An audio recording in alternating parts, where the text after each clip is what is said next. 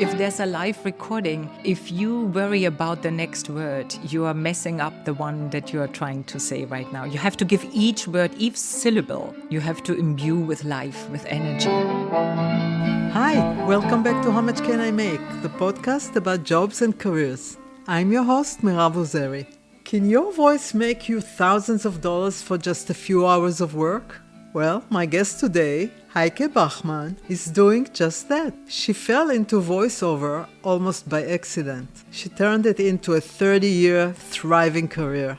Today, she tells us what the job is really like, the pay, the demand, the opportunities, and whether AI is about to change everything. So, let's hear it from Heike. Thank you so much for being on the show. I was looking for a voiceover artist for a very long time. That is such a surprise because I think there are many out there. I know. Took time. Thanks for Fatima that introduced us. So first of all, for people that don't know the industry, what exactly a professional voiceover is? Usually what you do is you get a script and often a video that is already shot and a script with time codes. Then you are recording, you're bringing the script to life with your voice. In my case, there often is already an English voice with a video and I have to lay the German over. That's it. I can hear your accent. Yeah. So you do German voiceover. Yes. I would say 90% of what I do is German voiceovers and 10% sometimes some multinational companies want to get a continental European accent. Oh, in English. In English, exactly. So, for example, I once had this already a long time ago, so I can talk about it. I had a job for Pfizer, a biological research report that they wanted to send out. And Pfizer has subsidiaries all over the world. And they said to me, they don't like when they feel talked down to when they get everything always in American English. So we would like it in English so everybody understands, but with an accent. So they all feel, oh, okay, it's somebody like us who just speaks well. Yes, English. It makes sense. How does a woman from Munich end up in New York and doing voiceover?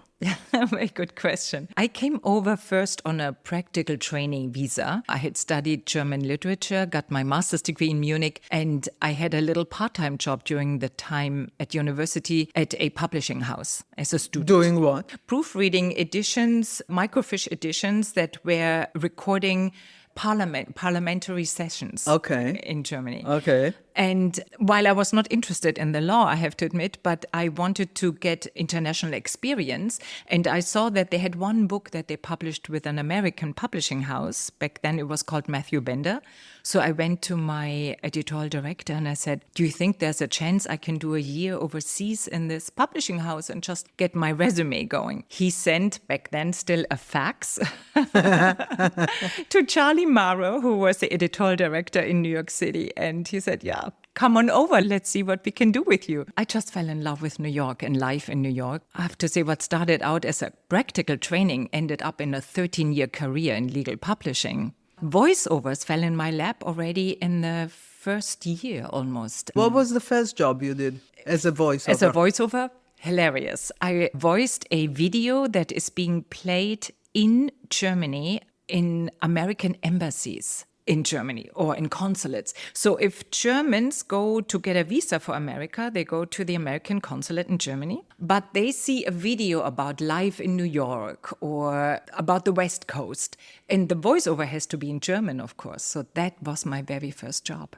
So who hired you for that? The State Department or? They probably were the ultimate client, but it was an agency in New York City.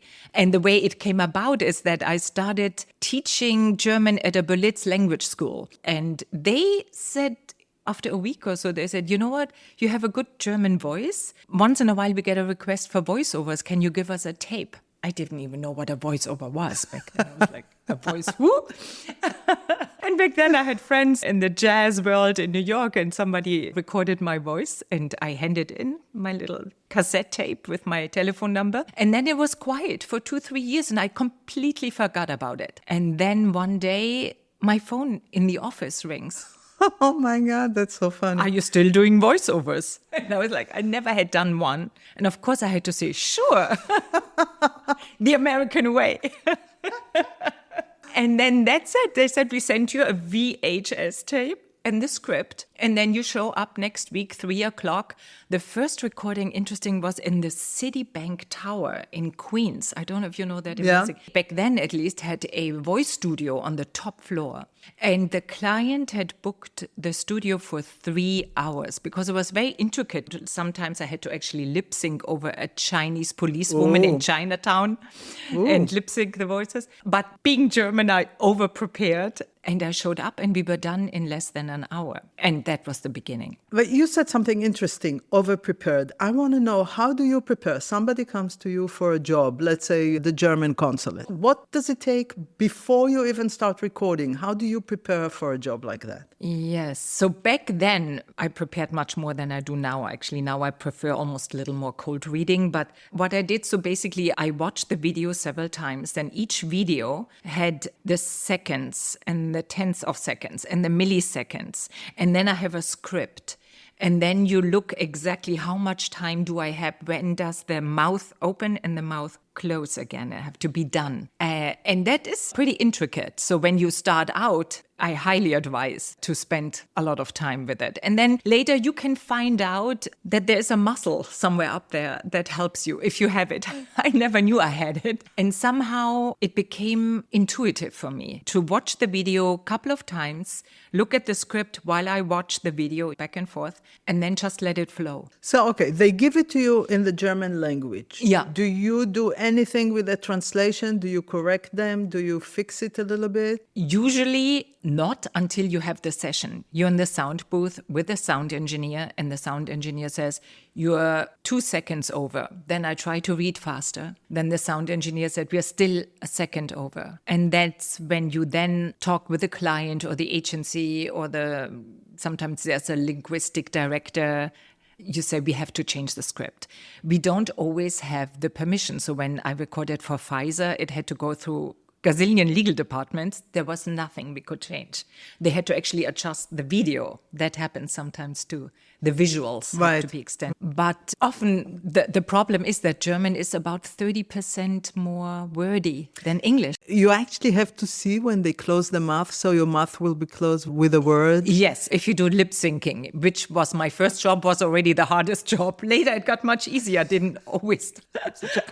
Do you ever have to work with dialogue? Like somebody else says something and you have to say, so it's more of a timing issue? Yes, I love dialogue, but it's the same thing when, for example, people record a jazz or pop album. You go into the studio by yourself and you hear them, but they're not necessarily in the studio with you.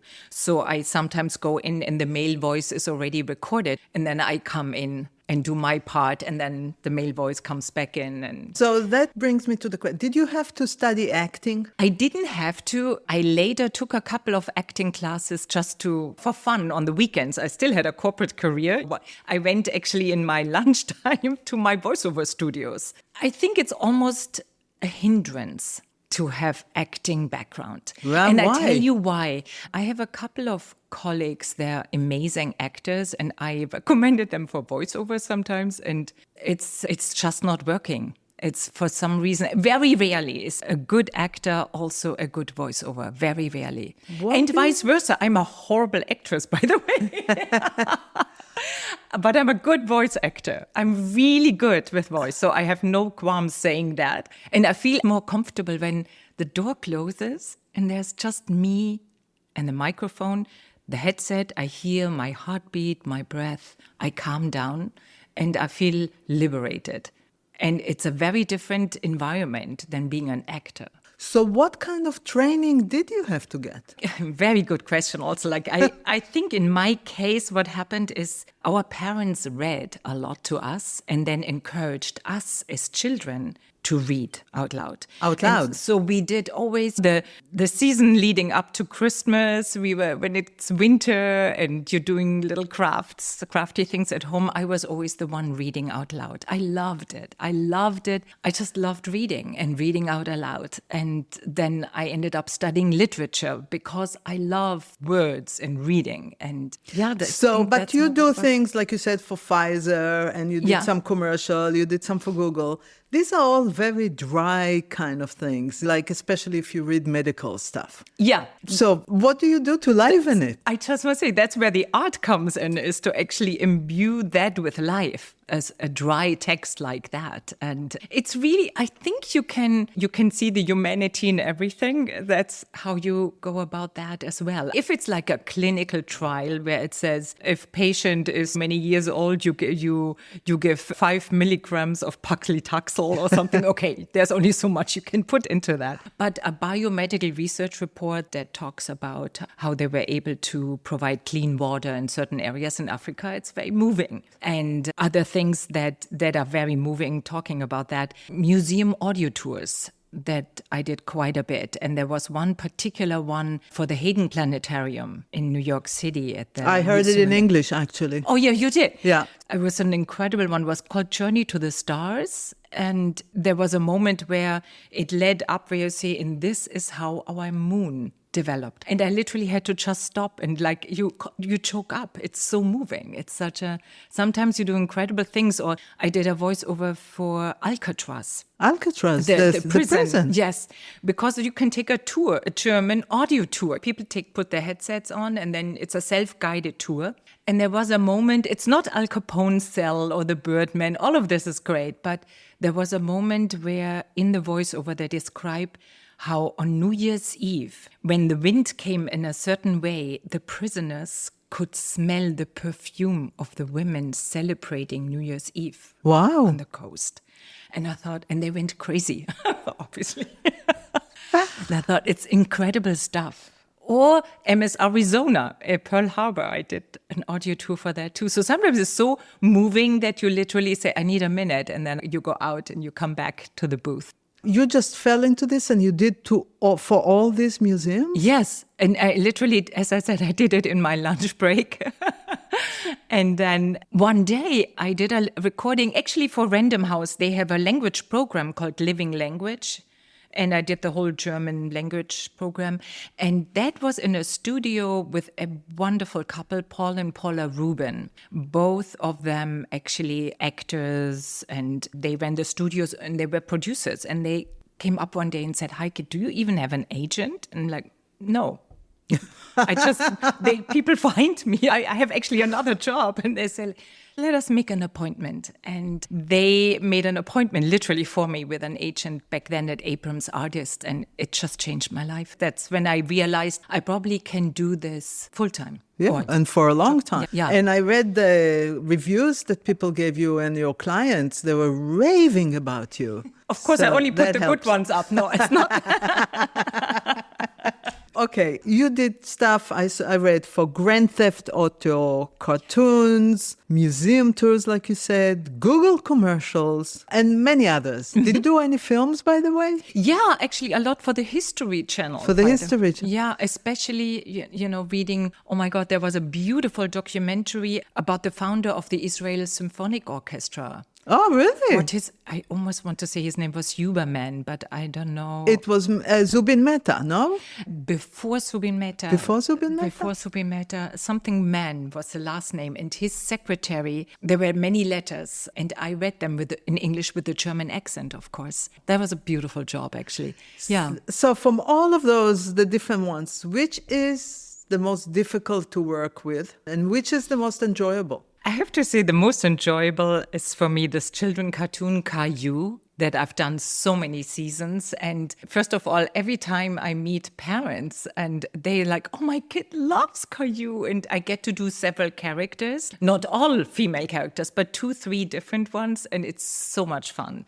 But that really goes with the producer tuning in, me watching the cartoon and a sound engineer somewhere else. So it's a very elaborate setup. So how long does it take you to rehearse for something like that? I have to admit, at this stage, I don't anymore. I go in cold. And we just do it. Wow. So what they do is basically the producer shows me the scene in English. I have obviously the text with me on another laptop. And then we go back. The sound engineer plays you 3 beeps so you know exactly when to come in. And then you go for it. but you go scene by scene. So it's not that I have to do the entire episode in one go. Then I would have to really prepare. But scene by scene, you can, if you have a little bit experience under your belt, you can do it. So they're usually, in a case like this, a producer in the room and a recorder, Online. engineer. Online. My producer, Paula Gammon, she sits in Portugal. So she listens in from Portugal. The sound engineer, Questa, he sits in Brooklyn, and I'm sitting in my booth upstairs. This is what I wanted to ask you. What made you build your booth?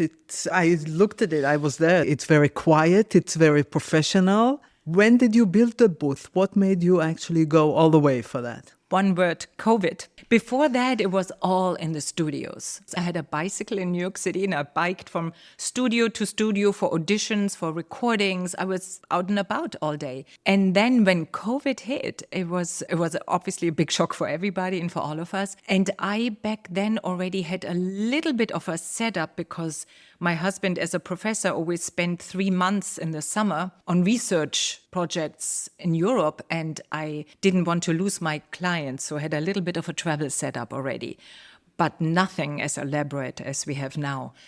But I knew already a little bit how to record myself, and that helped me in the very beginning of COVID. A lot of clients came to me because people were caught off guard all of a sudden. No studio was working anymore.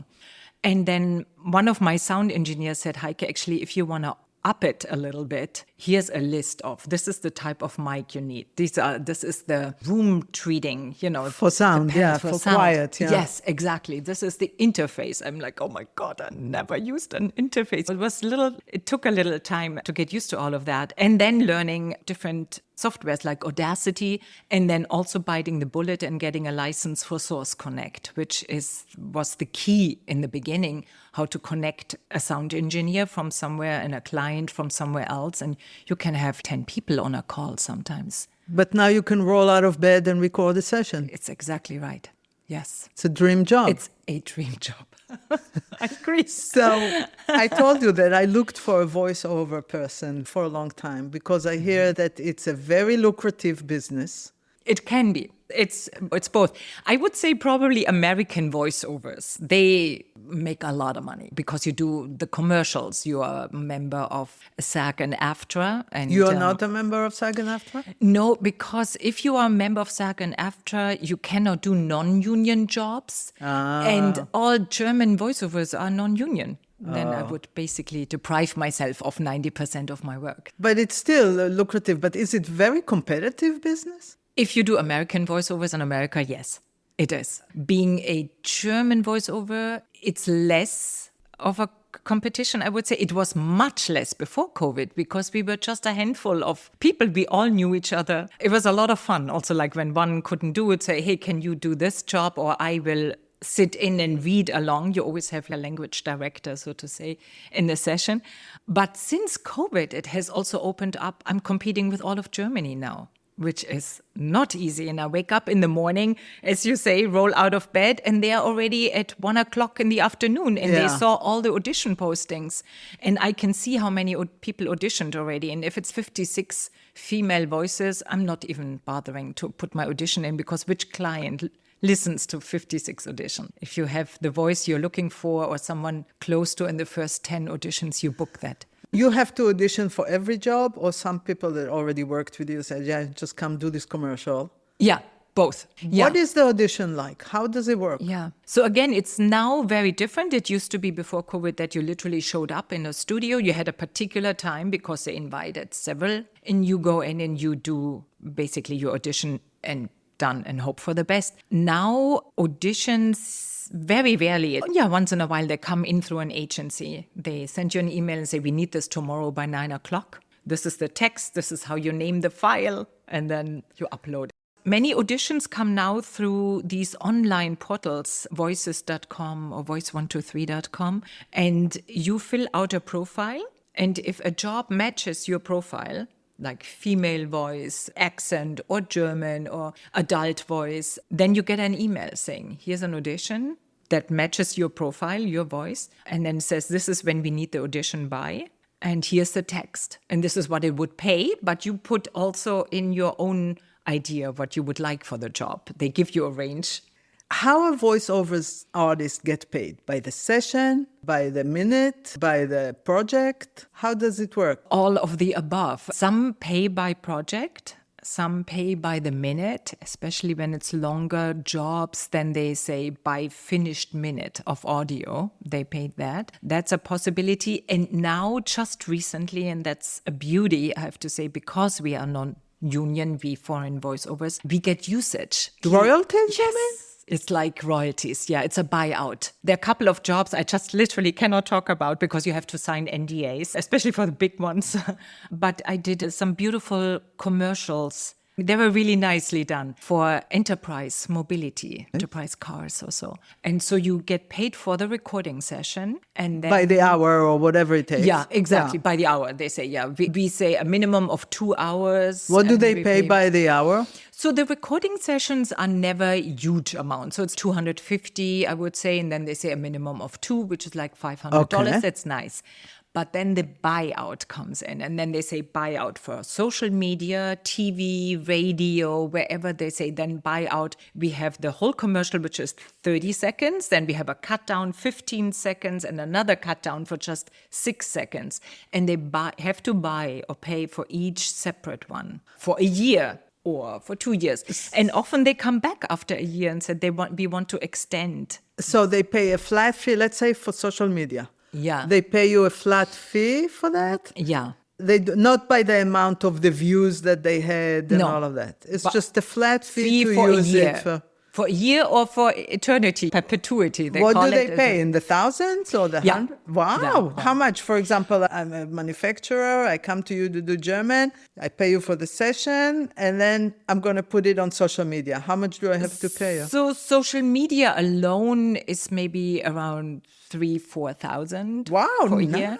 But if it's social media plus radio plus TV, it can end up in the $10,000. That's a great job. Yeah, it's wonderful, especially when they come back and say, the year's over and we want to renew for another year and I don't even have to record anymore. So that's beautiful. These jobs don't come every day. Yeah, no, of course. So who keeps an eye on the money? Your agent? Absolutely. The agent, and that's another good thing actually to talk about. And now it's the online agency. So this particular job I booked through voices.com, and it's a agency that sits up in Ontario in Canada, and they have some amazing project managers who work there, and they deal with the client. And the client comes back to them and says, we want to renew this particular recordings. I also have a freelance with a couple of agencies. Again, being not an American voiceover, it doesn't make sense to be exclusive with one agency. So I have 3 different agents and it's wonderful. They keep an eye on it. I have one fantastic lady, English-French management,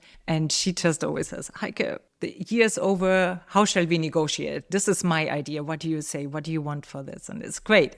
That's really great. That is fantastic. I always heard that voiceover is well-paid jobs. Yeah. It's better than acting, actually. And you can gain weight, you can lose weight, you can get wrinkles. Nobody cares. You can record in your pajamas. You can have a bad hair day, but you cannot get a cold. That's the other thing. You have to be very careful with your voice. And that's really often... How do you treat your voice? What do you do to keep your voice? To my husband's big detriment, no air conditioner. Because air condition kills you.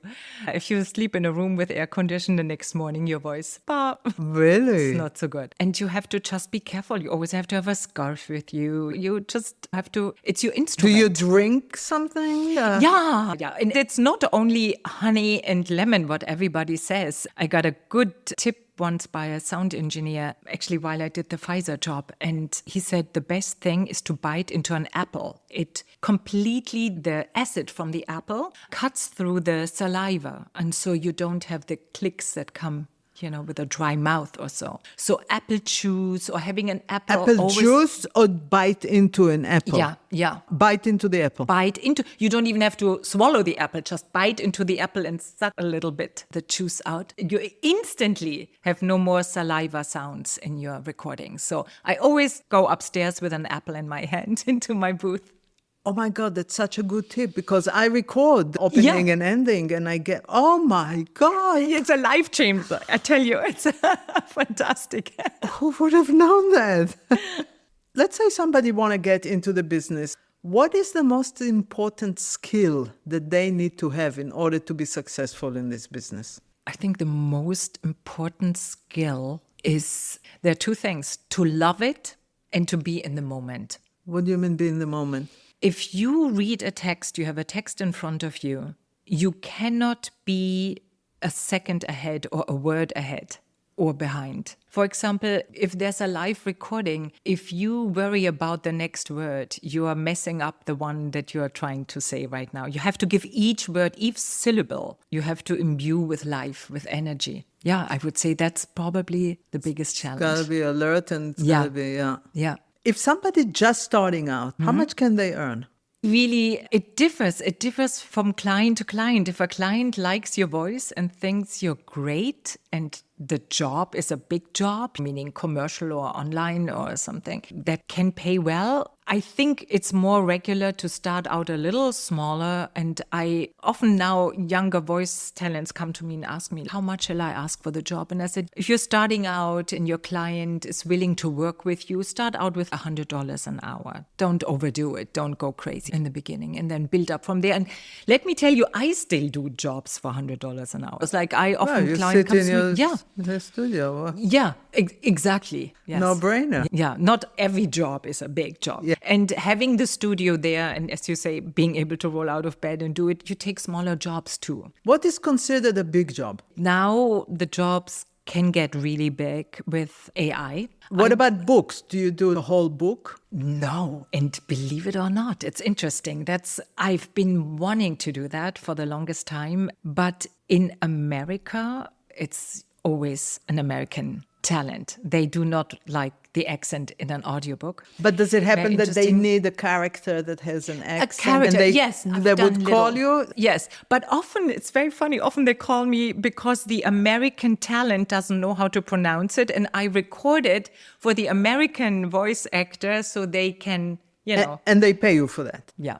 Small little thing. But it's fun and I always happily do it. And in Germany, it's done by people who are living in Germany and pay taxes in Germany. That's a little bit of an interesting situation because I'm a German voice talent in America as opposed to a German voice talent in Germany. So, for example, until Netflix, I would say the big Hollywood movies, they were all dubbed in Germany. Because there's a whole, a German actors and voice actors union makes sure they get the jobs. And right, of course. So we German voice actors in America, even though we can much more work with the American language since we are bilingual by nature now, right, we could never get these jobs because we also pay taxes here and not in Germany. It's very interesting. And Netflix still does it in Germany? So more and more comes now here. Through the online platforms, yes. Did it happen that you did something for... Yeah, but so for Netflix, honestly, again, it doesn't pay so well to do the whole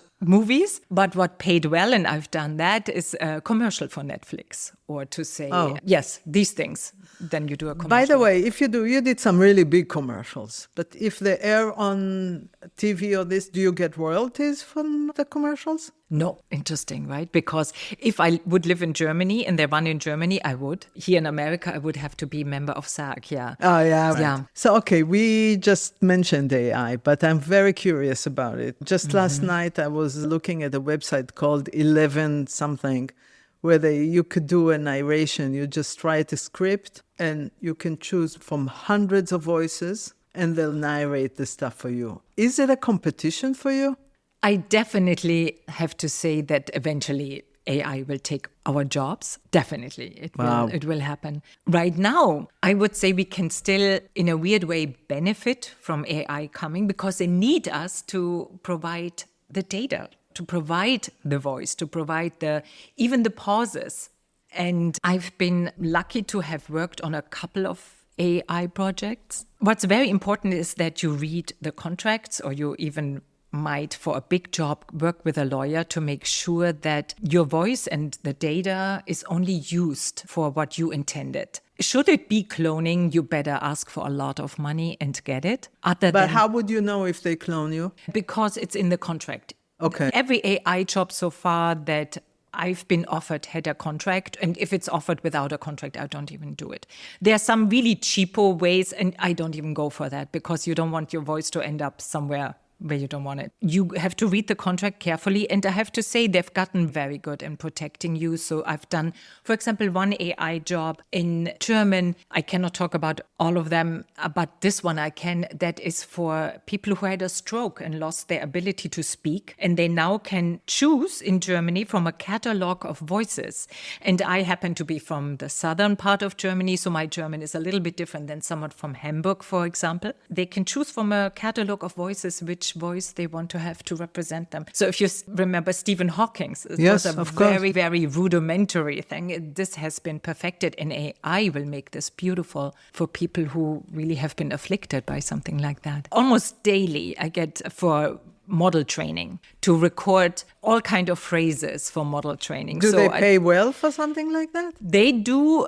I would say, again, there's a range. The cheaper ones, I would just say, unless you need it and you're starting out and it's a good way to get started, yes, but do sign your contract and read the contract. But they can also pay better. These are the ones that pay by minute, you said before, and they want to have 3 hours of finished audio. And it's So what do they pay for something like that? 3 hours of finished audio? That's a lot of work. That's a lot of work. It takes you much more than 3 hours. It takes you 9 hours. Exactly, 3 times usually. The lower range is $250 for the finished hour, up to $600 for the finished hour. But it's not bad if you sit at home and you just record. Exactly. Could be a side hustle. There you go. Exactly. It's a good side hustle. You never thought of moving to Germany and becoming a full-time voiceover? I have in the past. And luckily, 2-3 colleagues of mine have done this before me, and they all could not get into it. Wow. It's so protected. I had this wonderful, I hope he's listening, Jürgen Kühn. Jürgen, if you hear this, he used to be kind of the godfather of German voiceovers here. He even worked with Woody Allen. He was in Selig. He was the standard German voiceover. Because he was so successful here, he said, I'm going to go to Germany. I'm going to be even more successful. I think he gave it 2 or 3 years and he said, I could not break in. They're so protective. And so I never even tried it out. I did record in Germany, but it was for my American clients, like for Netflix, and I happened to be in Germany, needed to find a studio. You have a fantastic studio. What is the cost to start a studio like this? There's some really good, I think the most important and the most expensive thing is probably the microphone. You do need a condenser microphone, but there are companies that have really good condenser mic, like junior mics. You don't have to start out with a Neumann mic, which is crazy expensive. Is that what you have, a Neumann one? No. One day, the next AI job, I get myself a Neumann. But this is such a good mic. I had this wonderful sound engineer who said, this is a mic that will cost you only $300. It sounds like a $3,000 mic. It's a WA-47 junior mic, condenser mic. It's a really good microphone, I have to say. So you can get a relatively good, back then that was like 5 years ago, was 300, maybe it's now 400. Then you need an interface. Again, it's usually more expensive, but you can get a good one for $250 to $300. And then your sound panel, cables, I think for $1,000 you can get a... That's great. That's not bad at all. Yeah. If you would give an advice to your 18-year-old self, what would you tell her? Don't worry so much. How old were you when you got the first job? 26. 26 was my first voiceover job, yeah. And you didn't even know what voiceover was? I'd never heard the expression before. I'm like, what is that? A voiceover, yeah. But would you tell your 18-year self to go and study and become a voiceover artist? That's a good question, because is voiceover something that you pursue or you fall into? With AI, the way it's going right now, I would maybe not advise it. However, I would advise anything you really love doing. I have photographs that my parents took of me reading, or I was just you something loved you it. love. Yes. What project do you dream about that you wish somebody will call you to do? Like really good public service announcements, something that moves me, something. I did a couple of things that I loved, like for Human Rights Watch.